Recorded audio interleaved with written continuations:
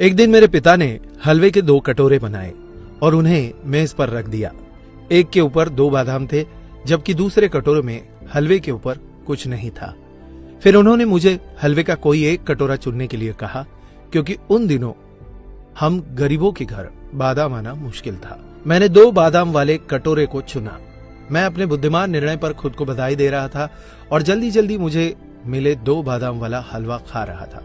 परंतु मेरे आश्चर्य का ठिकाना नहीं था जब मैंने देखा कि मेरे पिता वाले कटोरे में हलवे के नीचे 4 बादाम छिपे थे।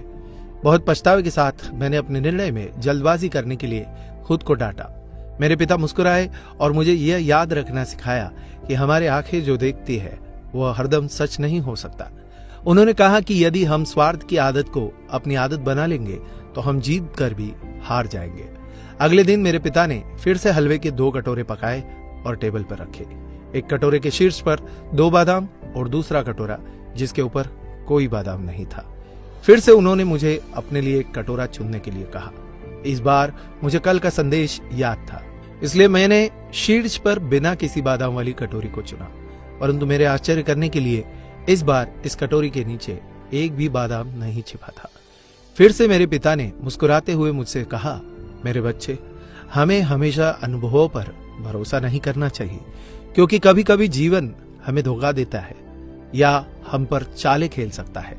स्थितियों से कभी कभी ज्यादा परेशान या दुखी न हो, बस अनुभव को एक सबक के रूप में समझो जो किसी भी पाठ्य पुस्तकों से प्राप्त नहीं किया जा सकता।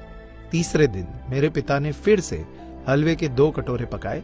पहले 2 दिन की तरह एक कटोरे के ऊपर 2 बादाम और दूसरे के शीर्ष पर कोई बादाम नहीं। मुझे उस कटोरे को चुनने के लिए कहा जो मुझे चाहिए था, लेकिन इस बार मैंने अपने पिता से कहा, पिताजी पहले आप चुने, आप परिवार के मुखिया हैं और आप परिवार में सबसे ज्यादा योगदान देते हैं। आप मेरे लिए जो अच्छा होगा वही चुनेंगे। मेरे पिता मेरे लिए खुश थे। उन्होंने शीर्ष पर 2 बादाम के साथ कटोरा चुना, लेकिन जैसे ही मैंने अपने कटोरे का हलवा खाया, कटोरे के हलवे के एकदम नीचे 8 बादाम और थे। मेरे पिता मुस्कुराए और मेरी आंखों में प्यार से देखते हुए उन्होंने कहा, मेरे बच्चे, तुम याद रखना होगा कि जब तुम भगवान पर सब कुछ छोड़ देते हो तो वे हमेशा तुम्हारे लिए सर्वोत्तम का चयन करेंगे, और जब तुम दूसरों की भलाई के लिए सोचते हो, अच्छी चीजें स्वाभाविक तौर पर तुम्हारे साथ भी हमेशा होती रहेंगी। इसलिए सदैव बड़ों का सम्मान करते हुए उन्हें पहला मौका व स्थान दे। बड़ों का आदर सम्मान करोगे तो कभी भी खाली हाथ नहीं लौटोगे।